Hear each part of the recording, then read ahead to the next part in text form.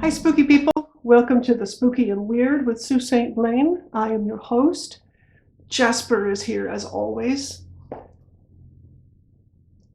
I want to talk today about why horror is important and kind of a little bit about what happens when people lose sight of what's real and what's not. And I don't mean that in the way I think you may imagine that I do. That was a convoluted sentence, but we'll get past it. What I mean is, horror doesn't cause violence. It just doesn't.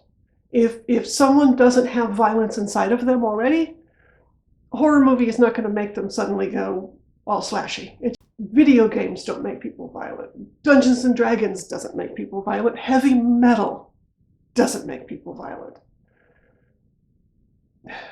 What we see when we watch a horror movie is between us and the screen. What we bring to it, I mean to say.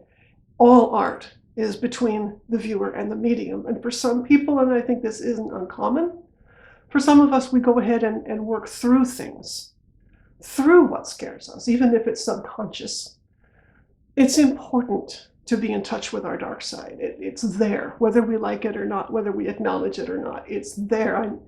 Society, I think, does not like to admit that. There's a sort of, you must be happy and smile. If you think about dark things, it's something wrong with you. I think if you don't think about dark things, there's something wrong with you. And everybody does.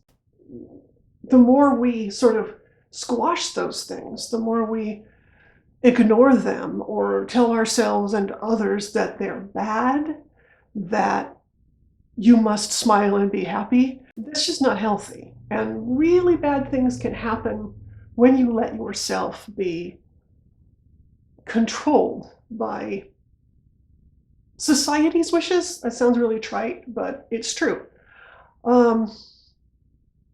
We like to be scared.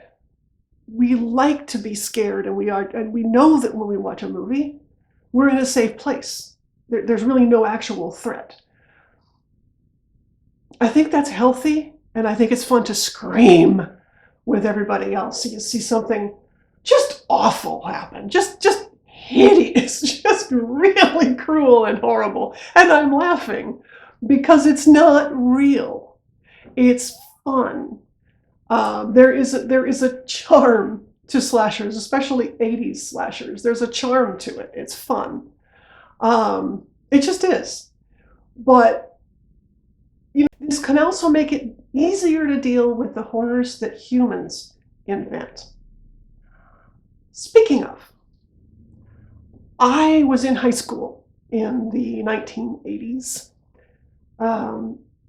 So I remember very well the Satanic Panic. So if you don't know what the Satanic Panic was, please look it up, because it can happen again.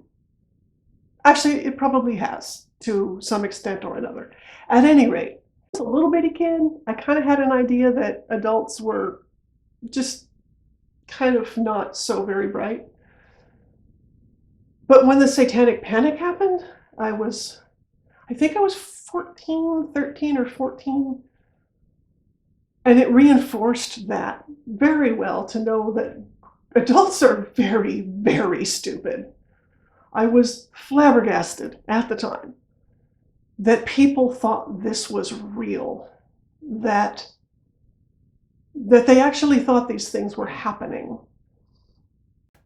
So at that time, the boogeyman was heavy metal, which was the music I largely listened to. I loved the oldies. I loved the Beatles because they're the Beatles, but I listened to a lot of metal. It spoke to me. I loved it.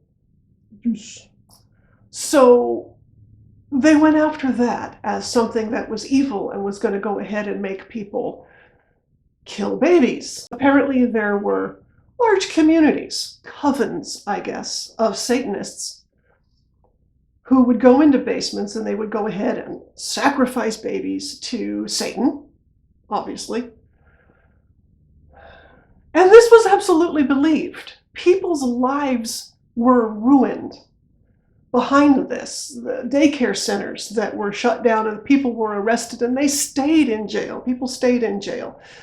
Just recently, this is actually what brought this to my mind, to tell you, just recently a man was finally exonerated. It's 2023? He served 20 years in prison behind this nonsense.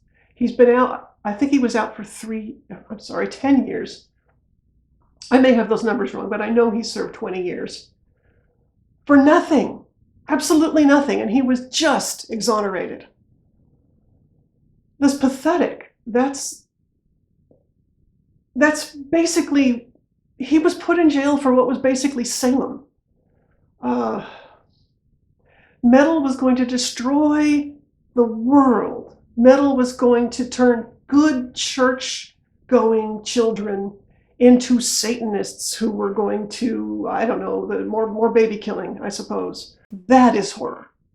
That is real horror.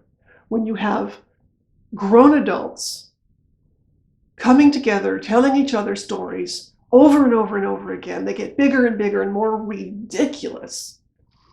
And you have therapists who are coaching little children to confirm these things and to rat out their parents and to say these horrible things. And they're little children. They didn't know any different. They were saying what they were coached and what the therapists brought out of them. Adults listening to little children tell big tales that got bigger and bigger, and people went to jail. This sounds awfully familiar to me. Does it sound familiar to you? Minus the hangings and one guy being pressed with rocks. I recall when I was in school, one of the girls was targeted because some of the other girls thought it would be fun. They didn't believe it. Anywho, she was targeted. I believe, if I recall correctly, I believe she was singing the song by the Eagles, that known horrifying satanic band. I can't remember the name of the song. I've been searching for the daughter of the devil himself. I believe she was singing that, and those girls freaked out. I think that's right. And at any rate, what I do remember is that she was brought in to the office, not the police or something. She was brought into the office, and that's stunning to me.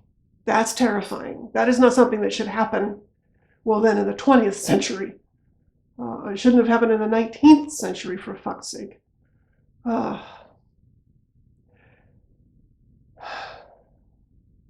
would like to say that this kind of argument, getting back, not Satan. I just kind of wanted to talk about the satanic panic because I think it's relevant to the discussion about horror, and about horror bringing about violence, bringing violence out of somebody who was not already violent. I would like to say that that's no longer discussed because it's stupid. Unfortunately, I had somebody around my age actually ask me seriously, don't you think horror encourages violence? Don't you think it encourages our violent culture it has brought on us, words to that effect? Don't you think your writing, my writing, encourages the violence in the world? First of all, I'd like to thank her for the vote of confidence that I have sold enough books to encourage any fucking violence. Not the time. Because just logistically, that's on its face ridiculous. But some of my stories are violent. Some of them, or at least two that I can think of, are extremely violent. One of which is hilarious. I think I've mentioned that before. It's incredibly violent and incredibly funny. I digress. Yes. The answer to that question, though, is yes. Horror and all of its subgenres, body horror, revenge horror, existential, cosmic, gothic, slasher, folk, to name a few. All of those, they all contribute to the violent culture in the world. It's absolutely true, because before horror movies, which, as I understand, actually began in 1896 with The House of the Devil. Yes, I am reading that. I didn't have that off the top of my head. At any rate, that was considered to be the first horror movie, so obviously, but I think when these people are talking, they mean something a little more recent. So, yeah, all of those things. Nothing bad happened in the world until Ronnie James Dio released Holy Diver with Satan and a drowning priest. Nothing bad happened before that. Nothing in the history of the universe. Not before heavy metal and not before horror stories. Right? Jasper? He doesn't like horror movies. They scare him. He's a little bit afraid. He likes musicals, is what he likes. Are the hills alive? Actually, that scares him. He's that sensitive to horror, is the idea of the hills being alive. Anyway, I don't know. I just got in a mood when I saw that story about the man was just exonerated for satanic panic. I hadn't really thought about that. It runs through my mind, obviously, as a horror person, but I hadn't really given it a great deal of thought until I heard that. And that can't possibly be true. That just, really? I thought the headline had to have been old, but no, just now. I think as horror fans, I think that there is a culture. I mean, I really think there is. It's like a nerd culture, which I also inhabit, or anything else. Something. I think that culture, in a broad sense, is people who have a shared, not just interest necessarily, but it's deeper than that. It's enmeshed in who we are. It's not something that we like picked up. I'm not quite sure where I'm going with that, but it's a shared cultural experience. It's a shared. Everybody knows where they were on a certain day. Okay. Some time ago, I was at my brother-in-law's apartment, my brother and sister-in-law's apartment, and a bunch of people there I don't know. Well, we, my little group, are pretty much a pack of nerds. I mean, yeah, affectionately. So anyway, we were all talking. We're all the same age, within a few years of each other. And somebody mentioned the movie Real Genius and how important it was to them when they were a kid. And we all went, oh yes, Real Genius, oh yeah. That's what I mean. I mean, it's something inside you that draws you to something in the first place, that brings you into the fold before you even know that you are. And before the internet, and I can attest to this, before the internet, you didn't have Reddit, right? You couldn't find a subreddit of our horror, for example. So we just didn't necessarily find each other. And if you're a little freak in the suburbs in the 70s and 80s, that could be very lonely, and that could be very scary. And the satanic panic was very, very scary. It was stupid, but I had no power. I was a kid. And I'm watching these adults run around like imbeciles, like terrified little children playing the game. Did you ever play this kind of a thing? You probably did, because you're horror fans, so yeah. But when we were kids, we would go out into the playground or whatever, park, whatever, and somebody would make an alien footprint. You know, you'd kind of poke your foot out like that and make 3 toes or something like that, and you'd run around and, oh my God, there's an alien here, and there's an alien footprint. Everybody like, ooh, super scared. And It's so wonderful to be scared like that. It doesn't happen that much as an adult.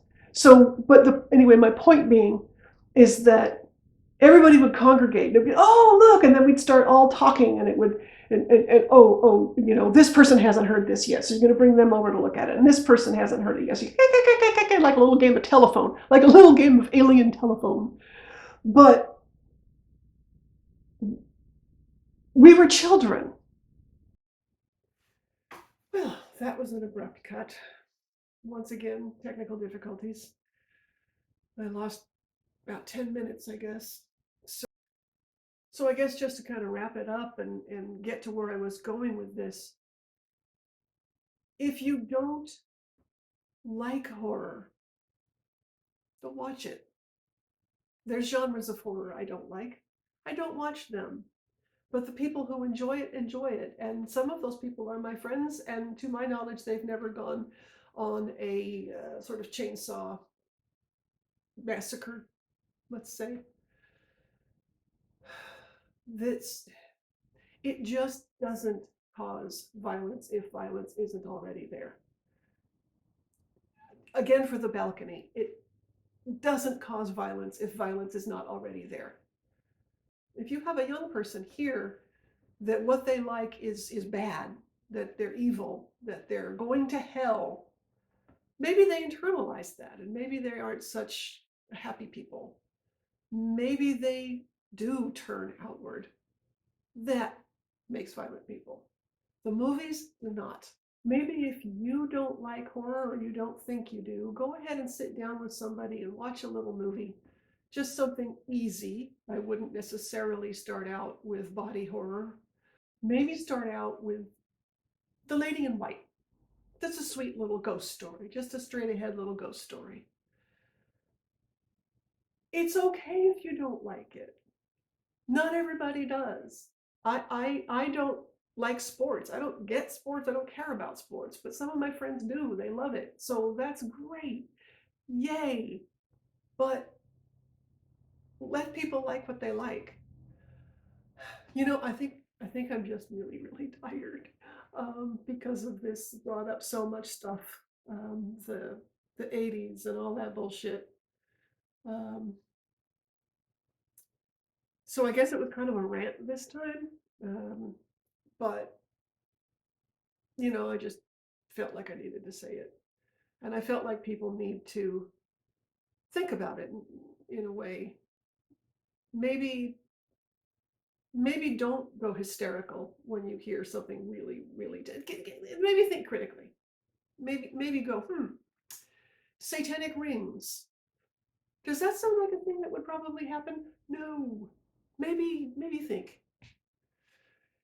Anyway, that's all I really wanted to say. I don't feel like boosting my books today. I'm tired, and apparently they're going to bring the end of civilization as we know it. I have so much power. So I guess that's about it. But have a great. Oh, I will see you in 2 weeks. I decided that I need to do this every 2 weeks, not every one, because I was going to die. This is not what I do, obviously, because I keep having such ridiculous technical problems. And I need to write, and I cannot write if I do this every week. And I need to get books out to you so you can read them, go insane, and just start killing all kinds of people. Yes, yeah, I got nothing. Go to SueSaintBlaine.com if you like, click on books. You'll see my stuff in there. You can go to my Facebook page, um, Hello Spooky People, Facebook/Hello Spooky People. Really great community. And I'm just going to go, this is curl up in bed. I don't know. Bye, spooky people.